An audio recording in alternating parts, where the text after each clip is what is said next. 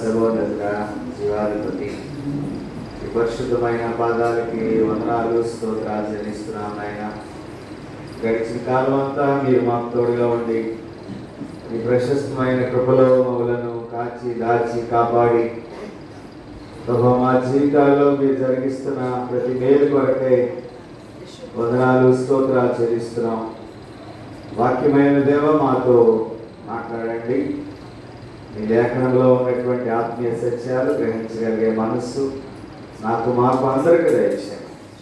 ఏ స్పర్శత నామం బట్టి ప్రార్థించి వేడుకొంచున్నాం తండ్రి. దయచేసి కూర్చోనండి. ముందుగా దేవాది దేవునికి వందనాలు, స్తోత్రాలు చెల్లిస్తూ వచ్చిన సంఘమంతటికి ప్రభు అయిన యేసుక్రీస్తు నామమున ఈ ఉదయకాలపు శుభములు, వందనాలు తెలియపరుస్తున్నాను. దేవుని యొక్క అత్యంత కృపలో మరి గడిచిన వారమంతా ఈ నెలలో ఆఖరి ఆదివారంగా ఈ దినమున మనము దేవుని యొక్క సన్నిధానంలో నిలిచి ఉండడానికి దేవుడు మనకిచ్చినటువంటి ధన్యత్వాన్ని బట్టి మనము దేవునికి వందనస్తులమై ఉన్నాం. ఈ దినము మనకి ఇవ్వబడినటువంటి ధ్యానవాక్యము సహయాత్రికుడైన పునరుద్ధానుడైన ప్రభువు. సహయాత్రికుడైన పునరుద్ధానుడైన ప్రభువు. Risen lord the co traveller.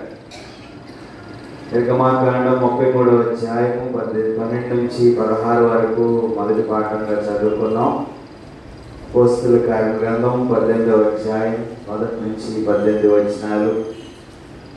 పత్రికా పాఠంగా లూకాసు వార్త 24వ అధ్యాయము 13 నుంచి 33 వరకు సువార్త పాఠంగా. తిరిగి 121వ కీర్తన ఉత్తర ప్రత్యుత్తర పాఠ్యభాగంగా 4 పాఠ్య భాగాల నుంచి కొన్ని మాటలు దేవుని యొక్క వాక్య ధ్యానంగా ఈ సమయంలో మనమందరము జ్ఞాపకం చేసుకోవడానికి పరిశుద్ధాత్మ దేవుడు మనకి ఇచ్చినటువంటి ఈ తరుణాన్ని బట్టి మనము దేవునికి వందనస్తులమై ఉన్నాం. దేవుడు సదాకాలము జీవించువాడు. మరి అంతేకాకుండా మనతో ప్రతినిత్యము ఉండువాడు, మనల్ని నడిపించువాడు, మనల్ని బలపరచువాడు. ఆయన పునరుద్ధానుడై తన ప్రజలతో అనిత్యము సహవాసం చేస్తూ నడిపించబడుతూ ఉన్నట్లుగా అనేకమైనటువంటి సత్యాలను మన జీవితంలో గమనించగలుగుతూ ఉన్నాం. అంతేకాకుండా ఇశ్రాయేలు యొక్క జీవితంలో తన ప్రజలకు కాపరిగా ఉండి వారితో కలిసి నడిచినటువంటి దేవుడిగా పాత నిబంధన గ్రంథంలో మనము అనేక పర్యాయాలు జ్ఞాపకం చేసుకుంటూ ఉన్నాం. పగటి వేళ మేఘ స్తంభములోను, రాత్రి అగ్ని స్తంభములోను వారితో నడిచినట్లుగా మనము ధర్మశాస్త్ర గ్రంథమైనటువంటి నిర్గమకాండములో మనము అనేక పర్యాయాలు జ్ఞాపకం చేసుకుంటూ ఉన్నాం. వారితో అదృశ్య రూపంలో అనుదినము వారిని వారు చేరవలసినటువంటి గమ్యస్థానాలకు వారిని చేర్చినట్లుగా కూడా మనము పరిశుద్ధ గ్రంథంలో చూడగలుగుతూ ఉన్నాం. ఈ దినం మనము చదువుకున్నటువంటి పాఠ్యభాగములో ఎమ్మాయి మార్గములో లూకా ద్వయోపాల గమనములో వారితో గమ్యం వరకు పయనించి వారిలో ఉన్నటువంటి అపనమ్మికలను తొలగించినటువంటి దేవుడుగా తను తాను పునరుద్ధానుడైనటువంటి క్రీస్తుతో అనుదినము మనం ఏ విధంగా మరి సహవాసం చేయాలో ఈరోజు మన పాఠంలో మనము జ్ఞాపకం చేసుకొని పోతూ ఉన్నాం. లూకాసు వార్త 24వ అధ్యాయంలో 13 నుంచి 33వ వచనం వరకు మనము చదువుకున్నటువంటి పాఠ్య భాగంలో కొన్ని సత్యాలను ఈ సమయంలో మనము గమనించడానికి ప్రయత్నం చేద్దాం. అమ్మాయి అనగా అరణ్యములోని ఒక గ్రామము. ఎమ్మాయి అంటే అరణ్యములో ఒక గ్రామం. అక్కడ మరి మనము ఈ ఇద్దరు వ్యక్తులు అంటే లూకా, క్లయోపా అంటే ఈ ఇద్దరు ఎవరనంటే దేవునితో కలిసి నడిచేటటువంటి వారు, సహయాత్రికులు. ఈ దినము మనకు ఇవ్వబడినటువంటి పాఠ్య భాగములో సహయాత్రికులుగా మనకు కనిపిస్తూ ఉన్నారు. మనము 15వ వచనంలోకి వస్తే వారు సంభాషించుతూ ఆలోచించుకొనుచుండగా యేసు తానే దగ్గరకు వచ్చి వారితో కూడా నడిచెను అని రాయబడి ఉన్నటువంటి మాటలను మనం చూస్తూ ఉన్నాం. అంటే సహయాత్రికుడుగా సంభాషిస్తూ ఉండగా, ఆలోచిస్తూ ఉండగా దేవుడు వారిని బలపరిచినటువంటి విధానాన్ని మనము చూస్తూ ఉన్నాం.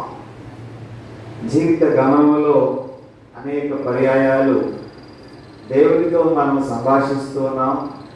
దేవుని గురించినటువంటి ఆలోచనలతో మన జీవితంలో నడిపించబడుతూ ఉన్నాం. మనము అవునన్నా కాదన్నా దేవుడు మనలను బలపరచందే, నడిపించందే మనం ఈ లోకంలో సజీవులుగా నిలువబడలేము.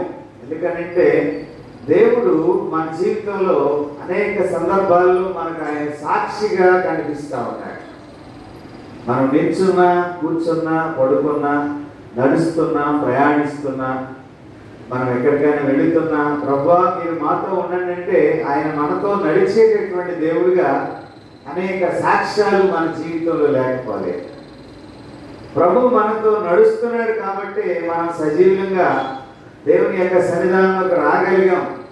దేవుని ఈ విధంగా స్తుతించేటటువంటి ధన్యత్వాలు మనకు దేవుడు అనుగ్రహిస్తున్నాడు. చూడండి, మలాకి గ్రంథం 3వ అధ్యాయం 16వ వచనాన్ని ఒకసారి మనం చూద్దాం. మలాకి గ్రంథం 3వ అధ్యాయము 16వ వచనం. అప్పుడు యెహోవా యందు భయభక్తులు కలవారు ఒకరితో ఒకరు మాట్లాడుకొనుచుండగా యెహోవా చెవియొగ్గి ఆలకించెను. చూడండి, మన సంభాషణలో ఆయన ఆలకించేటటువంటి దేవుడు. చాలా మందికి భయం లేనటువంటి మాటలు మాట్లాడుతూ ఉంటారు. కానీ మన మాటలు, మన సంభాషణలు ఎవరు వింటున్నారండి? అందరూ చెప్పాలి, దేవుడు వింటున్నాడు. కాబట్టి ఆయన సంభాషణలు ఆలకించేటటువంటి దేవుడు.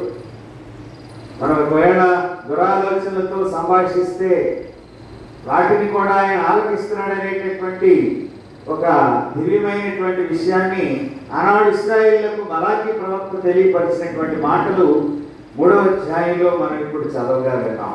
ఎందుకంటే మన సంభాషణలు ఆయన ఆలకించేటటువంటి దేవుడు. ఇక్కడ ఈ ముగ్గురు వ్యక్తులలో ఎమ్మాయి గ్రామానికి వెళ్ళేటటువంటి ముగ్గురు వ్యక్తులు మరి లూకా, క్లయోపా వారితో కలిసి నడుస్తున్నటువంటి దేవుడు వారి సంభాషణలు వింటున్నాడు. లేఖనాల గురించి తెలియపరుస్తున్నప్పుడు వారు గ్రహించేటటువంటి ఆలోచనతో వారు ప్రభువుతో నడుస్తున్నారు. కానీ మరి వారిలో మరి ఈ క్లయోపా అనేటటువంటి వాడు యెరూషలేములో బస చేయించుంది. ఆ దినాల్లో అక్కడ జరిగినటువంటి సంగతులన్నిటినీ నీవొక్కడే ఎరుగువా అని ఇక్కడ 18వ వచనంలో మనం చూస్తా ఉన్నాం.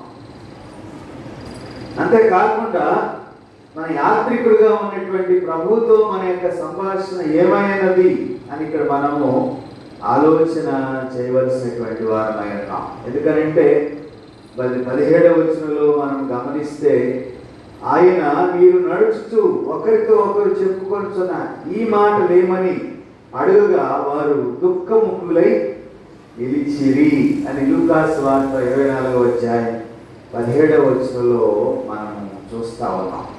దుఃఖముఖులై అంటే వారి యొక్క దుఃఖాన్ని దేవుడు కొద్ది నిమిషాల్లో సంతోషంగా మార్చబోతా ఉన్నాడు.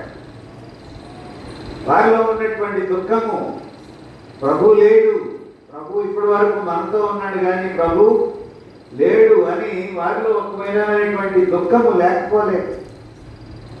అందుకనే 15వ వచనంలో మనం చూస్తున్నప్పుడు ఇక్కడ వారు సంభాషించు ఆలోచించుండగా యేసు తానే దగ్గరికి వచ్చి వారితో కూడా నడిచాడు.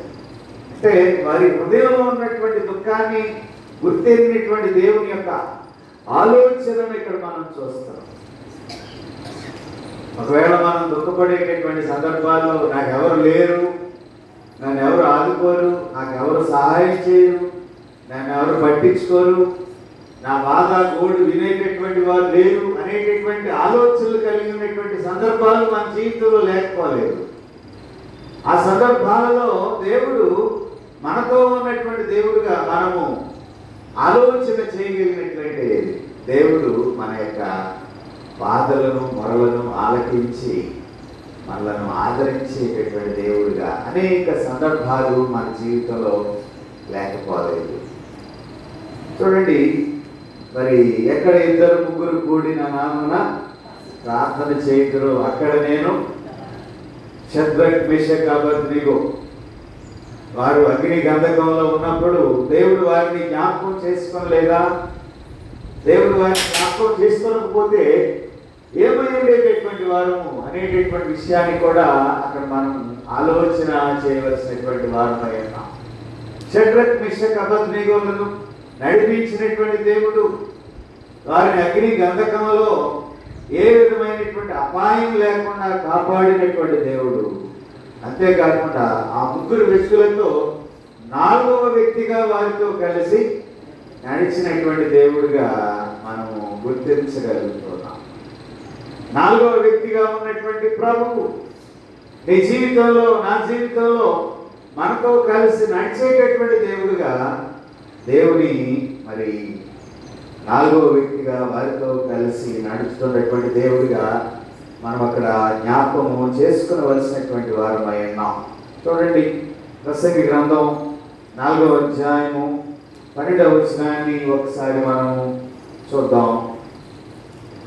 ప్రసంగి గ్రంథం 4వ అధ్యాయం 12వ వచనం.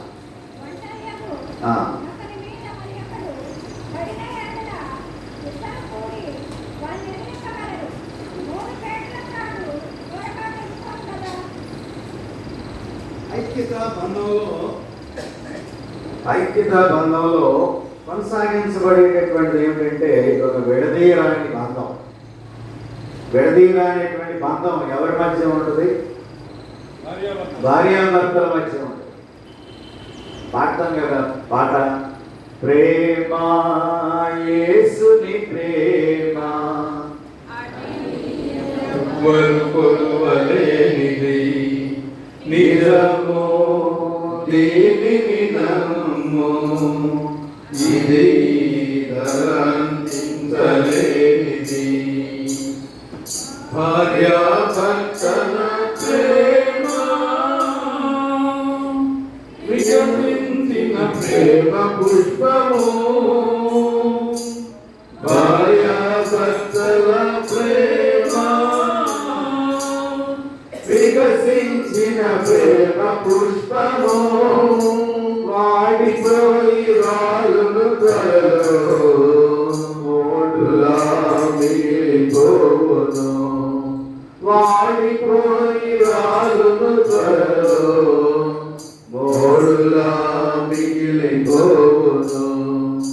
ఎన్నాడెన్నడు మారనిది నా యేసుని దివ్య ప్రేమ, ఎన్నాడెన్నడు వీడనిది నా యేసుని నిత్య ప్రేమ. ప్రేమ యేసుని ప్రేమ, అది ఎవ్వరు కొలువలేనిది. ధరలోని ప్రేమలన్నీయు స్థిరము కాదు, కరిగిపోను. క్రీస్తు యేసు కల్వరి ప్రేమ కడవరకు ఆదరించును. కడవరి ప్రేమ కడవరకు ఆదరించును.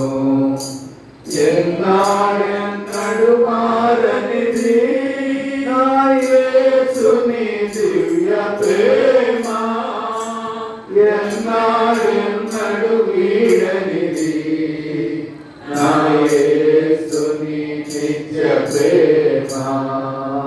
ప్రేమ యేసుని ప్రేమ ఇది ఎవరి కొలువలేనిది నిజము దీనిని నమ్ము ఇది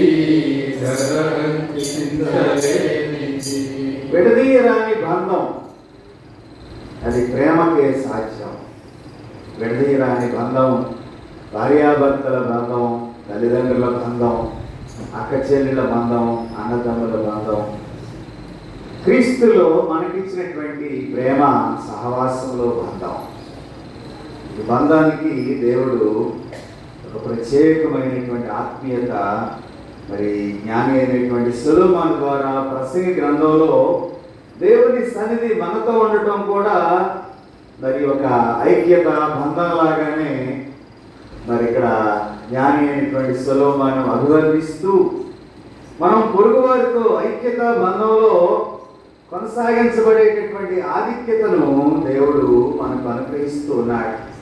కాబట్టి అనుగ్రహించబడేటటువంటి బంధంలో మనం ఏ రకమైనటువంటి రీతిగా మరి ప్రభువుని కలిగి ఉన్నాం అనేటటువంటి విషయాన్ని ఇక్కడ మనము జ్ఞాపకము చేసుకోవలసినటువంటి వారమై ఉన్నాం. ఎమ్మాయి గ్రామంలో యేసుక్రీస్తు ప్రభువారు వారితో కలిసి నడవటం అనేటటువంటిది మరి ఈ లూకా క్లయోపాలకు దేవుడు ఇచ్చినటువంటి గొప్ప ఆధిక్యత.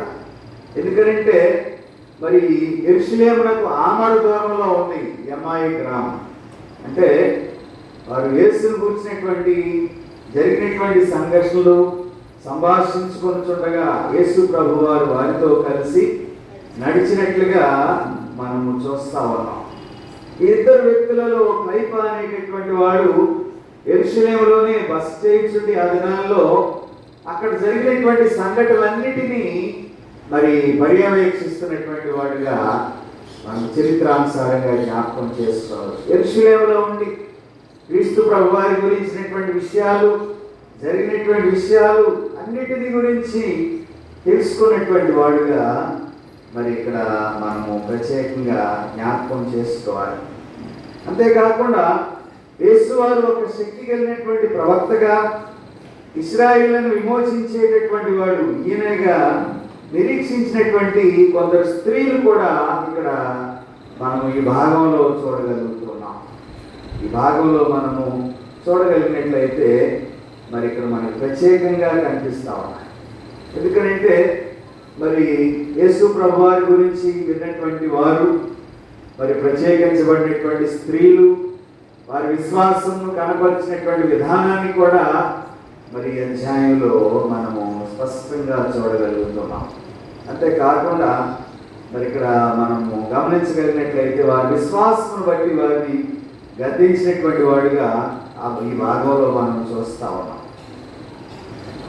అంతేకాకుండా యేసుక్రీస్తు ప్రభువారు పునరుద్ధానము పొందిన తర్వాత మరి ఒక విధంగా ఆయన విశ్వాసం వచ్చినటువంటి వారు బలంగానే ఉన్నారు, కానీ విశ్వాసంలో సన్నగిలినటువంటి వారు కొంచెం నిస్సత్తువులోనికి నడిపించబడేటువంటి కొన్ని పరిస్థితులను మనం ఈ అధ్యాయంలో మనం గమనించగలం. ఎందుకంటే యెరూషలేము పరిసర ప్రాంతాల్లో ఉన్నటువంటి మరి క్రైస్తవ్యానికి చెందినటువంటి వారందరూ మరి ఆయన పునరుద్ధానాన్ని గురించి మరి మోషే ప్రవక్తలు వివరించినటువంటి రీతిగా మరి ఆనాటి దినాల్లో వారు గమనించినటువంటి రీతిగా మనం చూస్తా ఉన్నాం. అంతేకాకుండా ఎమ్మాయి గ్రామానికి వారు చేరుకున్న తర్వాత యేసుక్రీస్తు ప్రభు వారిని ఒక బాటసారిగానే వారు గుర్తించారు.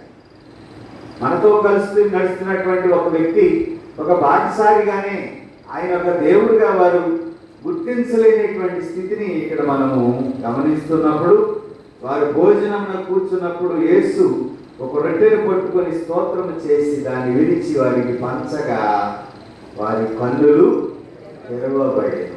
దేవుని స్తోత్రం, హల్లెలూయా. రొట్టెను విరిచి వారికి ఇచ్చిన తర్వాత వారి కన్నులు తెరవబడేవి. అప్పటి వరకు వారి కన్నులు మూయబడే ఉన్నాయి. వారి లేఖనాల్ని పరిశీలన చేసినటువంటి వారు, అధ్యయనం చేసినటువంటి వారు, ఆలోచన చేసినటువంటి వారు, తెలియనటువంటి వారు కాదు. కానీ వారి హృదయములు అప్పటికింకా తెరవబడలే. ప్రభు ఆ చివరి రాత్రి పస్కాలో పాలు పొందినటువంటి దాన్ని మరలా ఆయన రొట్టెను వారికి పంచగానే అప్పుడు వారు యేసుక్రీస్తును గుర్తించగలిగారు. కానీ అంతలోనే వారి మధ్య నుంచి ఆయన పునరుద్ధానుడై మరలా వారి మధ్య నుంచి అదృశ్యుడయ్యాడు. కాబట్టి అదృశ్యుడైన తర్వాత ఆయన పునరుద్ధానాన్ని గురించి, వాస్తవాన్ని గురించి అప్పుడు వారు చైతన్యవంతులుగా చేయబడి వారి విశ్వాసంలో బలపరచబడినటువంటి వారుగా మనం ఇక్కడ చూడగలుగుతూ ఉన్నాం. ఒకసారి మనం చూడండి, 30వ వచనం నుంచి చూద్దాం. ఆయన వారితో కూడా భోజనంలో కూర్చున్నప్పుడు రొట్టెను పట్టుకొని స్తోత్రం చేసి దాన్ని విడిచి వారికి పంచిపెట్టగా వారి కన్నులు తెరవబడి ఆయనను గుర్తుపట్టి అంతటా ఆయన వారికి అదృశ్యుడాయను. అంతటా వారి మధ్య నుంచి ఆయన అదృశ్యుడాయను. క్రీస్తునందు ప్రియమైన దేవుని బిడ్డలారా, ఈ ఉదయకాల సమయంలో మనతో కలిసి నడుస్తున్న దేవుడు, మనలను బలపరుస్తున్నటువంటి దేవుడు, మనల్ని విమోచిస్తున్నటువంటి దేవుడు, మన మధ్య అదృశ్యుడిగా ఉండి ఆయన కార్యాలు జరిగిస్తున్నటువంటి దేవుడుగా మనం ఆయన్ని గుర్తించగలుగుతున్నాం. అపోస్తల కార్యగ్రంథం 18వ అధ్యాయంలోకి వెళ్ళినట్లయితే, అపోస్తల కార్యగ్రంథం 18వ అధ్యాయంలోకి వెళ్ళినట్లయితే ఆయన మరి మొదటి నుంచి కొన్ని వచనాలు మనం చదువుకున్నాం. కొరింథీ పట్టణంలో పౌలు పరిచర్య, అకుల ప్రిస్కిల్ల కుటుంబాలతో కలిసి ఆయన పనిచేశాడు. పౌలు కొరింథీ పట్టణానికి వచ్చినప్పుడు అక్కడ అకుల ప్రిస్కిల్ల గృహములో ఉండి వారితో పాటు ఆయన పని చేసినటువంటి రీతిగా మనం ఈ అధ్యాయంలో చూస్తా ఉన్నాం. పౌలు ఆయన సేవా పరిచర్య జరిగించినప్పటికీ సంఘాల మీద ఆయన ఆధారపడకుండా డేరాలు పుట్టి దాని మీద వచ్చినటువంటి డబ్బు ద్వారా ఆయన జీవనోపాధిని సంపాదించుకునేటువంటి వ్యక్తిగా పౌలును ఈ అధ్యాయంలో మనం చూస్తాం. డేరాలు పుట్టేటటువంటి వృత్తిని కలిగి ఉన్నటువంటి వాడు పౌలు. అంతేకాకుండా యూదా బోధకులు అందరిలో ఏదో ఒక వ్యాపారం చేసేటటువంటి ఆనవాయితీ ఆనాటి దినాల్లో ఉందంట. యూదా బోధకులందరిలో ఏదో ఒక వృత్తి వ్యాపారం చేసి దేవుని యొక్క పరిచయం మీద ఆధారపడకుండా ఆ విధంగా జీవించేటటువంటి వారు. అంతేకాకుండా మరి బోధకు ధనాన్ని స్వీకరించకుండా వారి కష్టార్జితం మీదే ఆధారపడేటటువంటి విధానాలు ఆనాటి దినాల్లో ఉన్నాయి. యూదులు కష్టపడి పనిచేయడాన్ని ఎక్కువగా ప్రేమిస్తారు.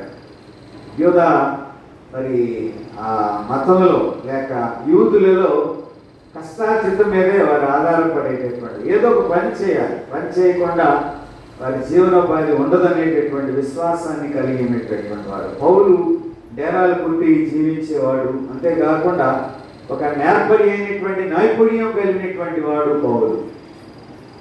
ఎవరికి భారంగా ఉండకూడదు, ఎవరి దగ్గర నేను అన్యాయంగా డబ్బును ఆశించకూడదు. 2వ కొరింథీ పత్రిక 11వ అధ్యాయం 9వ వచనాన్ని ఒకసారి మనం చూడగలిగినట్లయితే, 2వ కొరింథీ పత్రిక 11వ అధ్యాయం 9వ వచనాన్ని, మరియు నేను మీ యొద్దనున్నప్పుడు నాకు అక్కర కలిగి ఉండగా నేను ఎవరి మీదను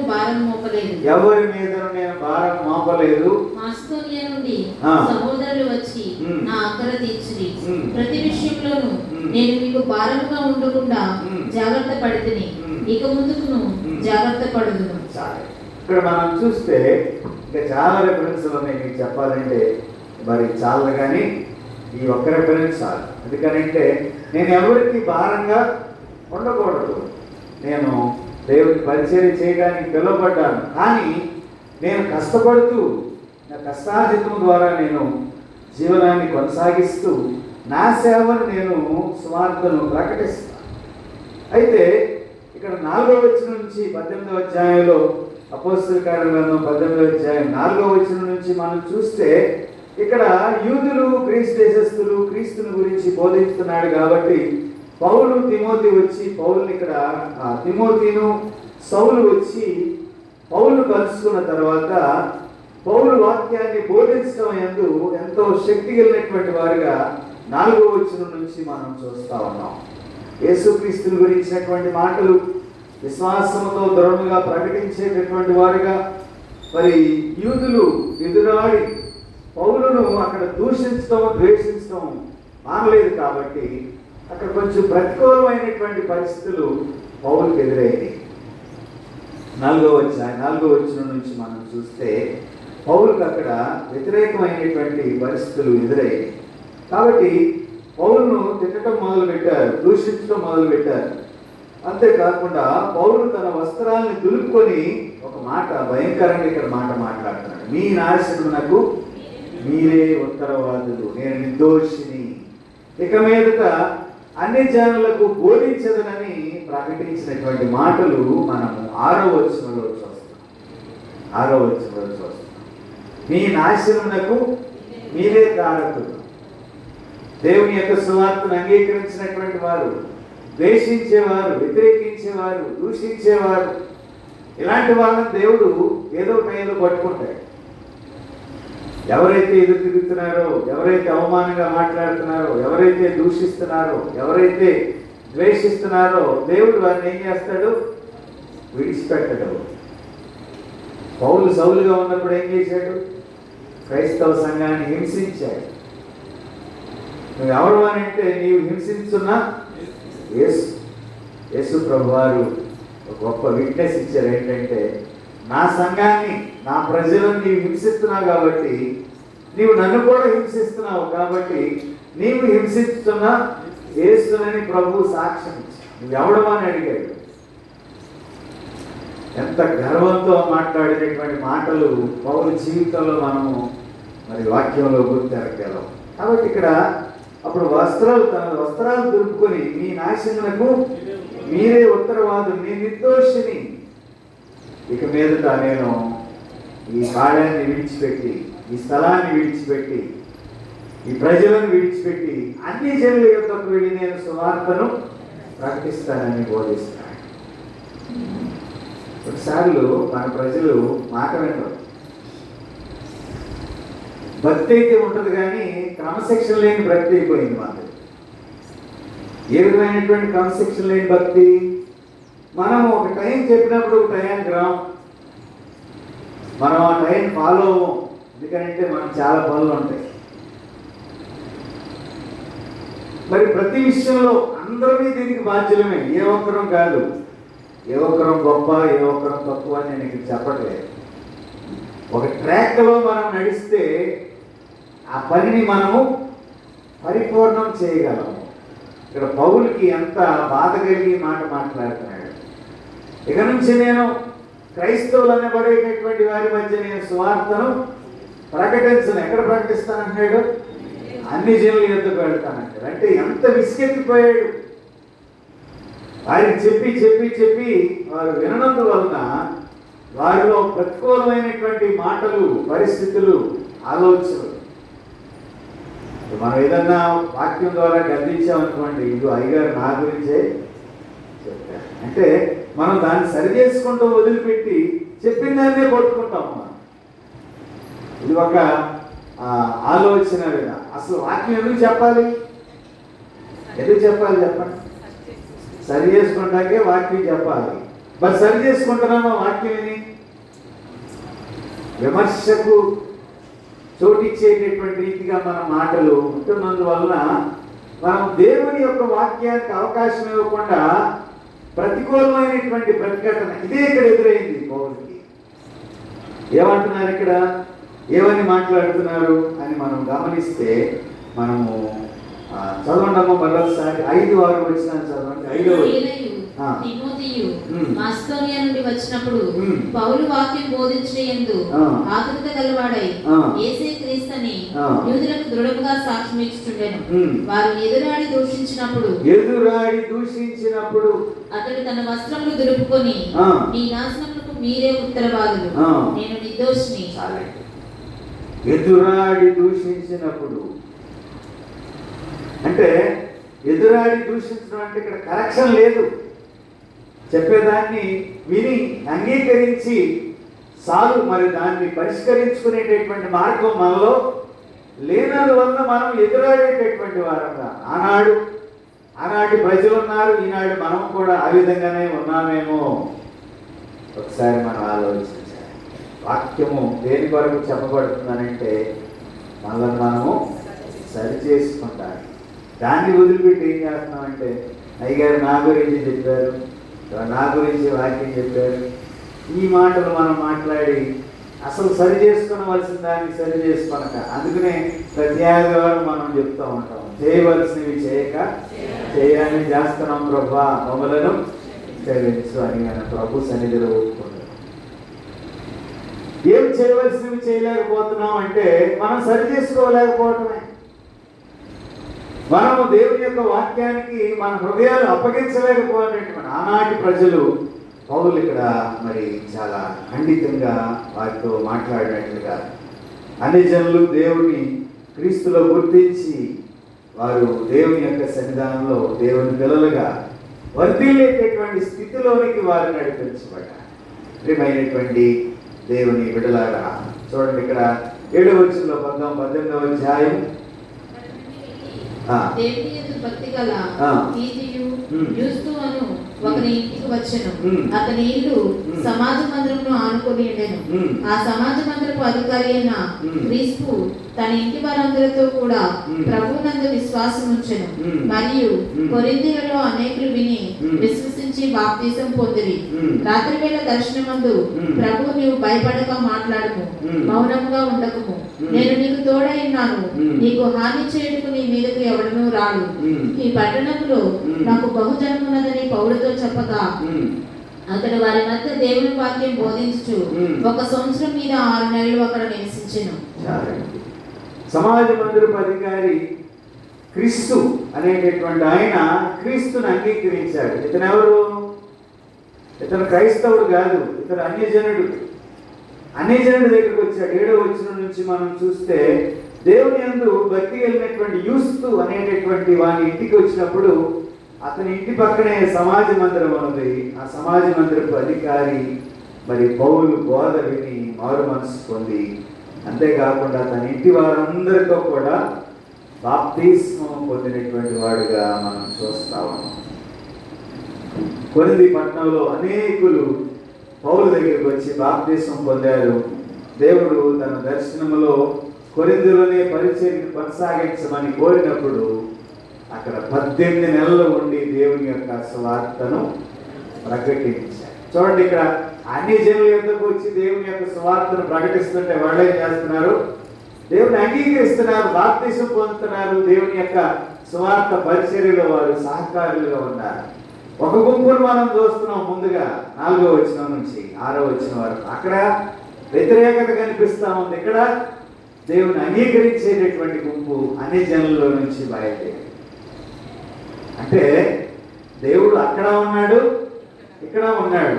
వారు అంగీకరించట్లేదు, మీరు అంగీకరిస్తున్నారు. ఎందుకంటే దేవుడు వారి హృదయంలో పనిచేస్తా ఉన్నాడు. పరిశుద్ధాత్ముడు వారి హృదయంలో, అంటే అంగీకరించినటువంటి వారి హృదయంలో దేవుడు పనిచేస్తాడు, వ్యతిరేకించినటువంటి వారి హృదయంలో దేవుడు పనిచేయడు. యేసన్న గారు ఒక ప్రసంగం చెప్తున్నప్పుడు ఒక చిన్న ఎగ్జాంపుల్ చెప్పారు ఆయన. ఏంటంటే ఒక ఆవిడ వచ్చి మా అబ్బాయికి ప్రార్థన చేయమని సెల్ ఫోన్ ఇచ్చిందంట. సెల్ ఫోన్ ఇచ్చి ఆ నెంబర్ కొట్టి సెల్ ఫోన్ ఇస్తే ఆయన సెల్ ఫోన్లో హలో అనగానే అవతల వాళ్ళ కుమారుడు ఎవరా నువ్వు అన్నాడు. అయ్యా నేను యేసన్న గారిని అయ్యానంటే నేను సినిమా హాల్లో ఉన్నాను రా, చాలా బిజీగా ఉన్నాను, పెట్టేయిపోను అంటాడు. పాపం ఆయన పబ్లిక్ మీటింగ్లో ఈ మాట చెప్పి చాలా అవమానకరంగా ఫీల్ అయ్యాడు. ఆయన ముసలమ్మ చెప్తున్నాడు ఆయన, అమ్మ నీ కొడుకు సినిమా హాల్లో ఉంటే ఇప్పుడు నీ కొడుకు కోసం నేను ప్రార్థన చేయమని ఫోన్ ఇచ్చావు, మీ కొడుకు ఏమో దుర్భాషలాడుతూ. ఇటువంటి అనుభవాలు సేవకులకు అనేకం ఎదురవుతానే ఉంటాయి. సంవత్సరం అంతా చదవరు, కానీ పరీక్షలు వచ్చేసరికి అయ్యగారు ప్రార్థన చేయాలి. ప్రార్థన చేసిన తర్వాత పాస్ అయితే మాత్రం మళ్ళీ కనపడలేక మళ్ళీ సంవత్సరానికి మళ్ళీ అయ్యగారు గుర్తొచ్చినప్పుడే మళ్ళీ ప్రార్థన చేయాలి. మరి అలా చెప్పేవాడు ఎంతమంది ఉన్నారు? మళ్ళీ మనమే పరిశీలన చేసుకోవాలి. మా అబ్బాయి పాస్ అయ్యాడు, మీరు ప్రార్థన చేశారు, పాస్ అయ్యాడనే చెప్పరు. ప్రార్థన మాత్రం చేయాలి. పాస్ అయిన తర్వాత నథింగ్. గమనించండి ప్రియమైన దేవుని బిడ్డలారా, మీకేదో హాస్యం కోసం, నమ్మటం కోసం ఈ మాటలు నేను చెప్పటం లేదు. దేవుడు మనతో కలిసి నడుస్తున్నప్పుడు, మనల్ని బలపరుస్తున్నప్పుడు, మన జీవితంలో కార్యాలు చేస్తున్నప్పుడు, నీ జీవితంలో ప్రభువుని పట్టు విడవక పట్టుకొని నడవాలనేటటువంటి ఉద్దేశమును ఇక్కడ పౌలు అపోస్తలుల గ్రంథం 18వ అధ్యాయంలో 2 సమాజాలను చూపిస్తా ఉన్నాడు. ఒకరు ద్వేషిస్తున్నారు, మరొకరు అంగీకరిస్తున్నారు.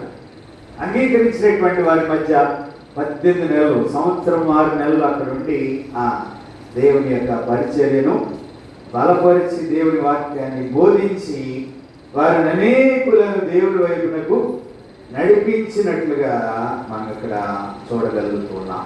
ఏమైనా దేవుని బిడ్డలారా, ఉదయకాల సమయంలో మన జీవితాల్లో దేవుడు మనల్ని అనేక రీతిలుగా కాపాడుచున్నాడు. నిర్గమాకాండం 33వ అధ్యాయంలో ఇశ్రాయేలీయులు చేసిన పాపాన్ని బట్టి దేవుడు వారితో ఉండకూడదు. ఎందుకంటే అంత బాధించారు. కానీ తర్వాత ఇశ్రాయేలు పశ్చాత్తాపడి మోషే దేవునితో మాట్లాడిన తర్వాత మోషేకు దేవుడు మార్గాన్ని చూపించి తన మహిమను కనపరచడంలో దేవుని యొక్క ఔన్నత్యం అక్కడ కనిపిస్తాము.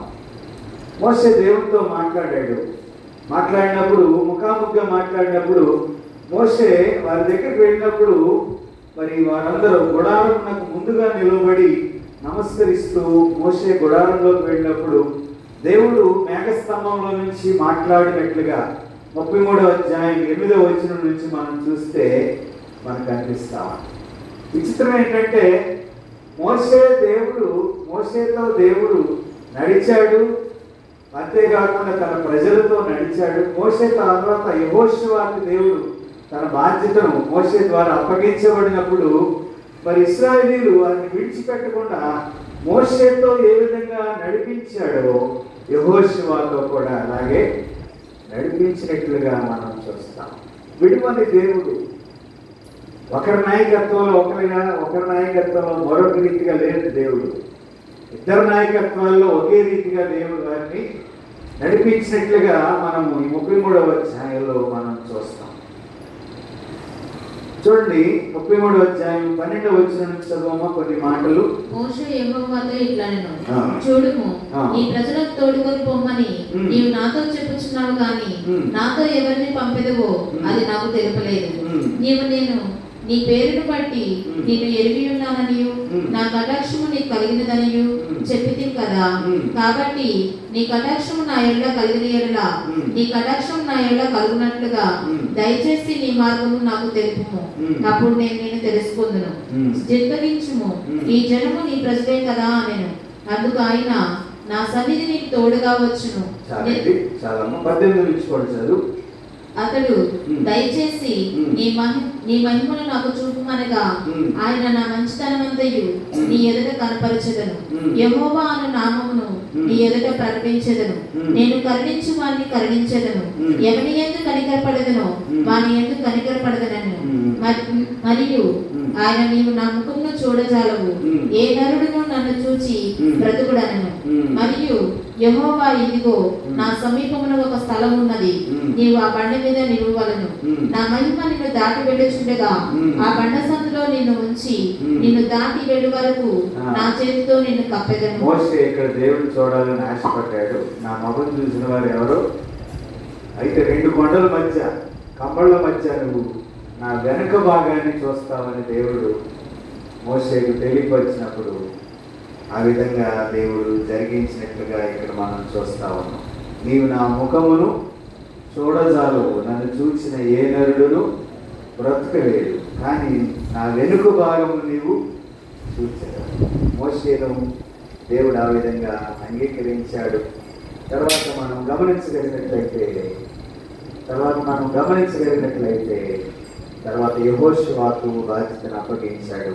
యెహోషువ ద్వారా దేవుడు తన కార్యాలు జరిగించినటువంటి వాడుగా మనం ఇక్కడ గమనించగలం. చివరిగా 121వ కీర్తనను మనం చూద్దాం. 121వ కీర్తన, ఇక్కడ ఇది యాత్ర కీర్తనగా దేవుడే మనకు సహాయకుడుగా ఈ కీర్తనలో మనకు మరి ఒక విధంగా యాత్రికుని ప్రయాణం లాంటిది. యాత్రికుడు ప్రయాణం చేసేటప్పుడు గమ్యస్థానానికి చేరేంత వరకు తన ప్రయాణంలో ఏ విధమైన ఆపద రాకూడదని ఎదురు చూస్తాడు. తన ప్రయాణాన్ని ఏ విధంగా నడిపించాలనేది మనము ఇక్కడ ఆలోచన చేయగలం. కొండల తట్టు నా కళ్ళిస్తున్నాను, నాకు సహాయము ఎక్కడి నుండి వచ్చును. అక్కడే మనం చూస్తున్నాం. జవాబు వెంటనే చూస్తున్నాం. యెహోవా వల్లే నాకు ఆయన భూమి ఆకాశం సృజించిన వాడు, ఆయన పాదము నిన్ను కాపాడువాడు కునుకడు. ఈ కీర్తన చాలాసార్లు మీకు వర్ణించి తెలియజేస్తాను. కొండల తట్టు నా కళ్ళిస్తున్నాను.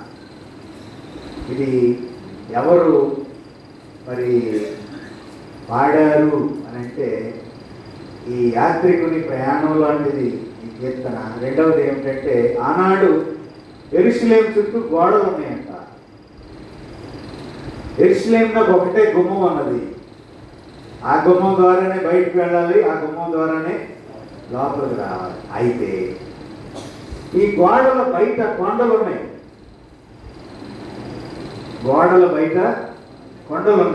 గోడల లోపల యెరూషలేము పట్టణంలో ఉన్నటువంటి ప్రజలు. ఈ గోడ లోపల ఈ పట్టణాన్ని కాపలా కాసేటటువంటి కాపలాదారులు ఉన్నారు. వారు పాడినటువంటి కీర్తన ఈ కీర్తన. ఏమని పాడుతున్నారు? కొండల తట్టు నాకు కళ్ళిస్తున్నా, నాకు సహాయం ఎక్కడ వస్తుంది, యెహోవా వల్లే నాకు. ఎందుకంటే ఇటు చూస్తే కొండలు కనిపిస్తున్నాయి, ఇటు చూస్తుంటే పట్టణంలో ప్రజలందరూ గాఢ నిద్రలో ఉన్నారు. ఇప్పుడు కానీ సింహం వస్తే మేమేమైపోతాం, క్రూర జంతువు వస్తే మేము ఏమైపోతాం? మమ్మల్ని కాపలా కాసేటటువంటి మేము ఎవరి వైపు చూడాలి, ఎవరు మాకు సహాయం చేస్తారు అని వారు ధైర్యం కొరకు ఈ పాట పాడుతున్నారు. కొండల తట్టు నా కళ్ళిస్తున్నా, నాకు సహాయం ఎక్కడ వస్తున్నా, యెహోవా వల్లే నాకు. ఎందుకనంటే ఇటు కొండ, ఇటు ప్రజలు నిద్రపోతున్నారు, గాఢ నిద్రలో ఉన్నారు. మేము ఒక్కరుగానే ఉన్నాం, మాకు కాపలిగా ఉండేవారు మీరు. మేము వారికి కావలిగా ఉంటే మాకు కావలిగా ఉన్నవారు మీరై ఉన్నారు. కాబట్టి మీరు కాపాడకపోతే మేమేమైపోతాం? నశించిపోతాం. కాబట్టి కొండల తట్టు కళ్ళెత్తులో గల ఉద్దేశం, యెహోవా వల్లే నాకు సహాయం కలుగు. ఎందుకనంటే ఆయన భూమి ఆకాశం సృజించిన వాడు, ఆయన పాదములను తొట్టెలున్నాడు. సంరక్షకుడు కునుకడు. ఆయన పాదమును తొట్టెల నీడు నిన్ను కాపాడువాడు కునుకడు, నిద్రపోడు. నిద్రపోయే దేవుడు కాదు మన దేవుడు. ఆయన కునుకడు, నిద్రపోడు. ఆయన నిద్రపోతే ఈ ప్రపంచం అంతా ఎటు వెళ్ళిపోతుందో ఎవరికి. కాబట్టి ఆయనకి ఒక శ్రేష్టమైనటువంటి అవార్డు, రివార్డు ఏమిటంటే, ఇశ్రాయేలు కాపాడువాడు కునుకడు, నిద్రపోడు. నిద్రపోని వాని వల్లనే మనకు సంపూర్ణ క్షేమం కలుగుతుంది, భద్రత కలుగుతుంది. ఆయన నీ గురించి నా గురించి శ్రద్ధ వహించేటటువంటి దేవుడు. సెక్యూరిటీ అంటారు. మనం ఏదన్నా బ్యాంకులో మరి లోన్ తీసుకున్నాం అనుకోండి, ఏమడుగుతారు వాళ్ళు? షూరిటీ అడుగుతారు. షూరిటీ ఒకవేళ ఆ డబ్బు తీసుకున్నటువంటి వారు చెల్లించకపోతే షూరిటీ ఇచ్చినటువంటి వారు జమ చేయాలి. కాబట్టి సాధారణంగా ఈ డబ్బు తీసుకున్నప్పుడు ఈ జమ చేయాలి చేయకూడదు అనేటటువంటి నిర్ణయం తీసుకునేటటువంటి వ్యక్తి మీద ఆధారపడి ఉంటుంది.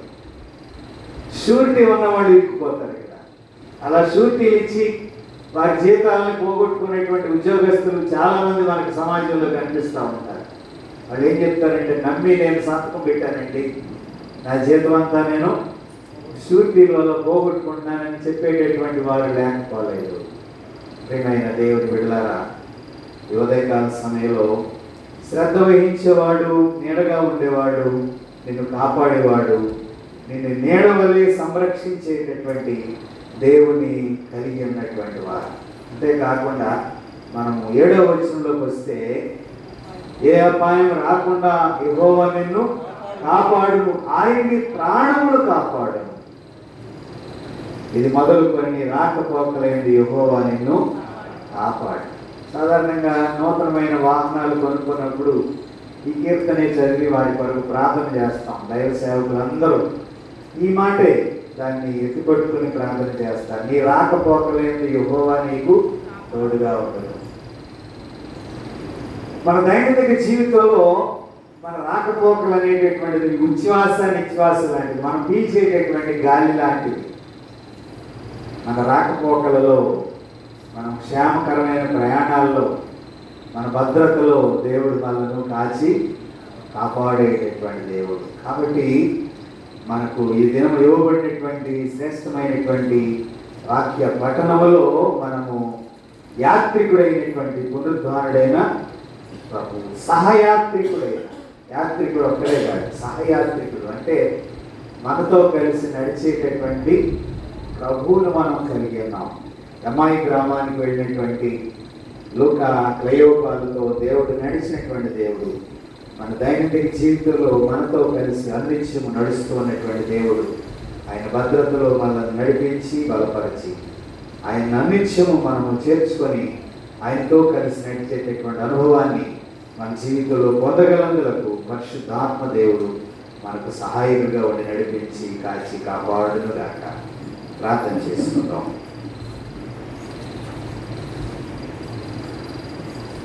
ప్రేరేపించబడిన వారు ఎవరైనా ఒక చిన్న ప్రార్థన చేయండి.